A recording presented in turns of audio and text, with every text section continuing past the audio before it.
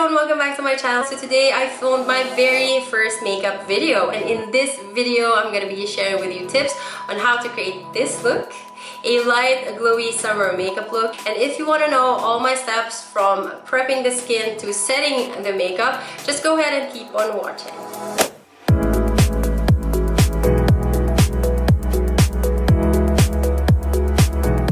It has taken me ages to be able to film this video. I've actually filmed myself so many times, but I haven't really had the courage to upload them just because I'm so critical and I always want everything to turn out perfectly.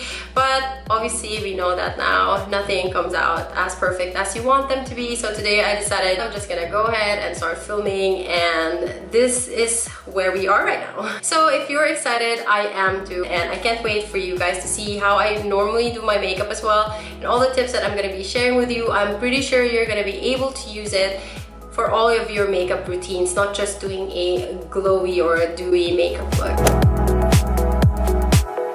So our goal for today is to create a light glowy summer makeup look. So now when I say light, that is actually preferential because not everyone will apply their makeup the same way as I do. So these are things that has actually just worked for me, and you can always try and do the steps your way.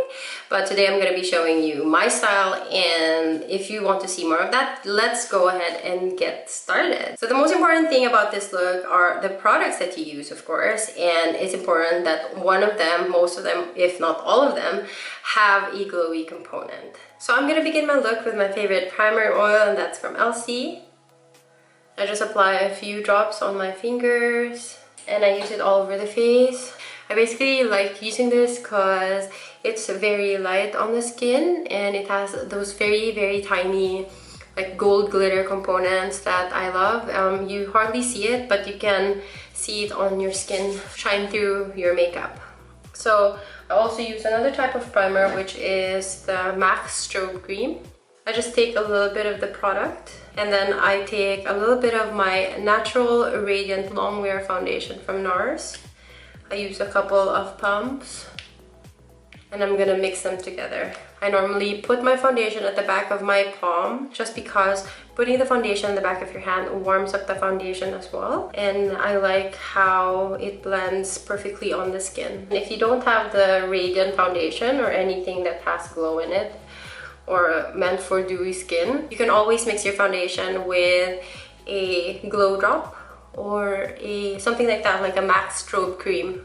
So one of the reasons why I use a beauty blender is because it may suck up a little bit more product than normal, but you can really get into the skin. It's also, oops!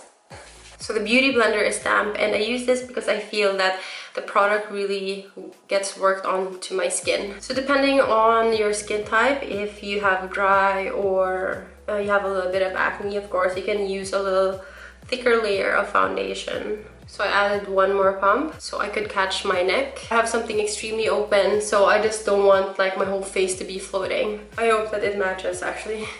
Does it match? I'm not sure. A lot of people, especially here in Sweden, they use a little bit of a tanner foundation because they usually do a self-tanning lotion or they go to tanning salons here. A lot of people like to be a little bit more darker, and I know in the Philippines it's a trend to be whiter or lighter. Here it's the exact opposite. I actually don't want to be lighter or darker. I want my own skin color. I mean, sometimes I want to look a little bit bronzy, that's all, but I don't use a tanning lotion or I don't use any whitening products. I mean, I have nothing against those people who use it, it's just not my thing. Maybe when I was younger, I wanted to feel that I was fair just because everyone says that you look nicer or you look more beautiful when you have fairer skin. I mean, of course, you realize that when you're older that it doesn't really matter what color of skin you have. You will be beautiful anyway. So now if you're wondering, I'm taking so much time doing this, it's because exactly that is my tip. Take time to work the products onto your skin because otherwise it will be just sitting on top. Also, if you feel that your ears are a different color, like my ears are exactly the same color as my body anyway, so I don't color it, but I mean, I don't apply foundation on it, but especially here, my clients that are Swedes or basically Caucasian, some of them have redder ears, so I suggest that if you have that, apply the foundation on your ears as well. And then I would be using my concealer from Too Faced. It's the multi-use sculpting concealer. Of course, you don't have to do all the other parts. My number one insecurity is my nose. I'm not sure if you noticed, but my nose isn't the tallest nose, and I know that it doesn't matter what shape of nose you have, but for me, I just feel like it's not proportional to my face. And also it serves as a highlight when you do this. So it seems kind of extreme in the beginning, but it will get there, it will blend. Trust the process. So I'm gonna be using my favorite blush from Tarte, and this is called Tipsy. I think this has been phased out. So I like this a lot because it has a little bit of a shine to it. So I add a little bit here. And I also use a beauty blender because it takes very minimal product and it feels like you're not applying too much. And then I use my favorite Mercier translucent powder. I think everyone uses this. I take very little amount and I dust it over there, just that part. And over the nose also. So the important thing here is to not powder your whole face and just those key areas that you feel will cake out in the latter part of the day. And I'm gonna move on to my blush. And I use a brand from Sweden. It's a baked blusher from Kicks and the shade is Champagne Glam. It's a mixture of like 3 colors. One is like a little bit pinkish shiny and white shiny and like a bronze shiny. It's not that shiny actually, but I like the look when you apply it on your skin. I just use a brush from Real Techniques and I apply it on top of that cream blush. And now I'm gonna move on with my bronzer and I use MAC's Give Me Sun. And one tip when you're applying bronzer is to use a very thick and fluffy brush just to avoid the harsh lines. And the way I apply the bronzer is just on like a number 3 to my face, just to make sure I catch the depth of my face, to put a shape in it in general, not really to contour, so my face doesn't look flat. So now this is a very optional tip, you don't really have to do it if you don't want to. But to me, my nose contour is maybe, if not one of the most important steps in my makeup look. I use a contour kit from Kicks. It's also a Swedish brand. It's called the Contour Kit Powder. I think it's the shade light medium. So if you're in Sweden and you want to try a budget contour powder, I suggest this one because it has lasted me quite a long time. Maybe that sounds disgusting. Maybe a year or something. Yes, I haven't finished it even. I'm just gonna take a very small, like fluffy brush. So now when you're contouring your nose, a lot of people like contour in the middle and then do a curve over here. If you have more of a rounder, flatter nose like I have, I skip that step. Instead, I go all the way down here to create that line, because then your nose looks a little bit more sharper and it doesn't create the roundness. A lot of people who show like contour videos on how to make their nose look a little bit slimmer, they do that step because most of them anyway have a little bit of a pointy tip, which I don't have anyway, so I don't see any point of trying to make my tip of my nose more round. So this is very, very light application because I don't want to make it seem like it's extremely contoured. Light, but I've already applied so many products. And next I will use my highlighter. So next I will use my highlighter. This is from Bare Minerals. The shade is Free. This is actually my favorite highlighter, I think, of all time. I like a highlighter that looks a little bit more wet. It's not extremely glowy, but glowy, if you get what I mean. I just feel like if you're trying to create a natural highlight on your skin, you don't want anything that looks white on the side of your face. Some people might prefer that, and that's perfectly fine, except that's not my preference. So I'll use just a fan brush and I dust a little bit on the side. I also like it sometimes that my cheeks shine a little bit. If you have a lot of pores here, if you have larger pores on this area, I don't suggest that you do it. Or to be honest, it depends on your preference. I'm not saying that I have 0 pores. I actually do have them, but in general, like, I don't really care. Sounds so weird, but I don't really care. I just think that, you know, everyone has pores on their skin anyway, and I'm not so bothered that they're there. I feel that I want to add a little bit more glow or bronze, and I'm not using MAC's Give Me Sun, the one that I used a while ago, because I feel that that's a little bit more matte. I'm going to be using Gold Deposit from MAC, and this is a mineral skin finish. So I'm just going to be using my fluffy brush again. I'm just going to add a little bit over here on the side. So I add it on my décolletage just to make sure that the tone of my face and my body has a unified balanced color. We should start with brows. I'm using my Anastasia Dip Brow. This is my favorite. To be honest, I actually have the Brow Wiz before, but I just finished it, so I don't have it anymore.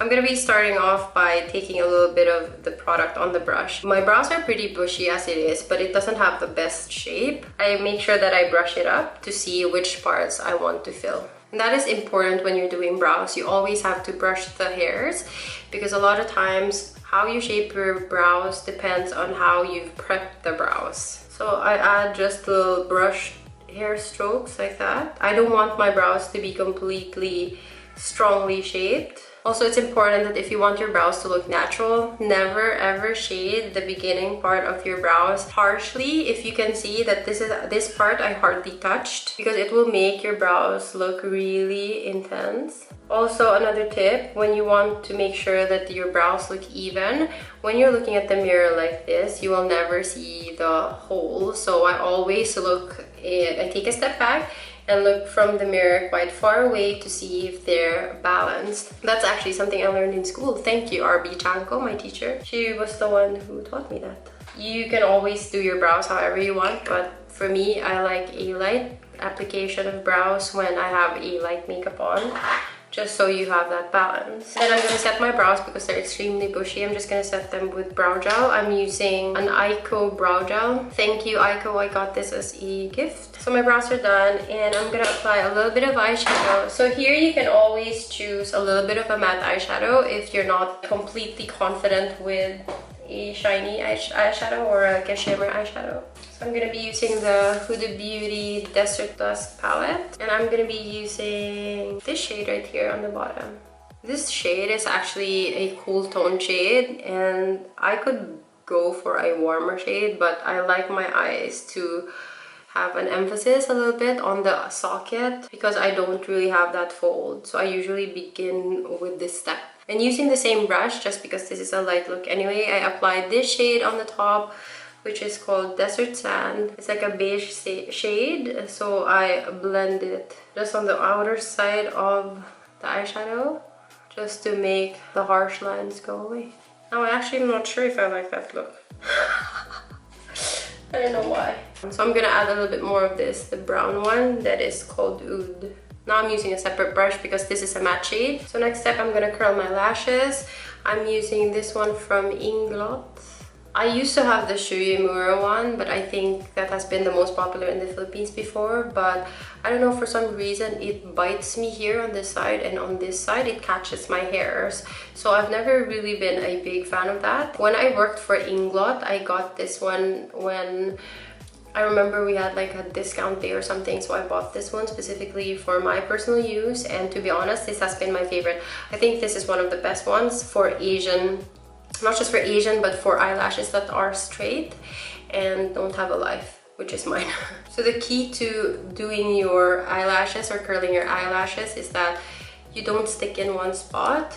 As you curl or as you press, you have to move upward so you create more of that natural curl. So now I'm gonna head on to my mascara. I'm using L'Oreal's Paradise Ecstatic. I'm actually not a super fan of this. I think it's a little too clumpy. I'm not a big fan of searching for the best mascaras in the market just because I always use false lashes, so it's not really in my priority list. Except lately I've stopped using false lashes because, I don't know, I don't have the time for it. But during summertime, it's important to have waterproof mascara because normally when you sweat, it doesn't matter if you're using a water-resistant mascara, it will always smudge. And I'm using a waterproof one, even though it's harder to take off at the end of the day, but it's very foolproof. I'm now moving on to my lips, and I'm usually prepping my lips before with my favorite Lucas Papaw ointment. Ointment? I didn't realize that was an ointment. So I just take a little bit on the back of my hand. So this is very soothing. It has like, it's a gel form consistency. So if you have dry lips, it's so nice on the lips. So this works as a good base for your lipstick. So now this step you can skip. You don't have to put on lipstick if you feel uncomfortable using lipstick, but I like using a very light lip gloss. And I'm using, this is actually not a lip gloss, this is a sort of a lipstick that has a lot of shine. This is from Dior. And it's called Stellar Shine number 535. I like this lipstick a lot because it sort of mimics the color of my lips and it has a lot of shine to it without looking too intense. I don't know, it just looks completely fresh. And most of the time when I film, I actually have this as a topper for my lipsticks. Now we move on to the very last step of my makeup, and that is the setting spray. So I normally use my favorite Urban Decay setting spray, but because this is a summer dewy look or summer glowy look, I'm using the MAC Fix Gold Plus Fix Plus setting spray. So it looks like this. So it has like little glitter, like gold particles on it.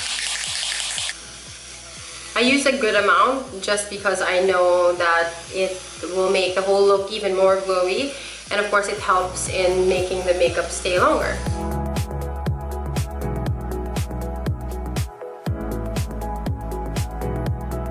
So that is it. This is our light glowy summer makeup, and I hope that the tips that I've shared with you today you will be able to incorporate in your own makeup looks and in your makeup routine. And if you like this video, please give me a thumbs up or click the like button down there. And if you haven't already, I would really appreciate it if you subscribe to my channel.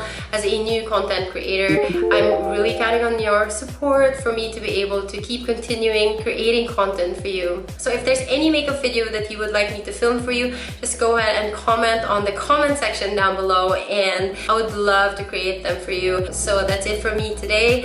I hope that I would see you on my next coming videos. Bye!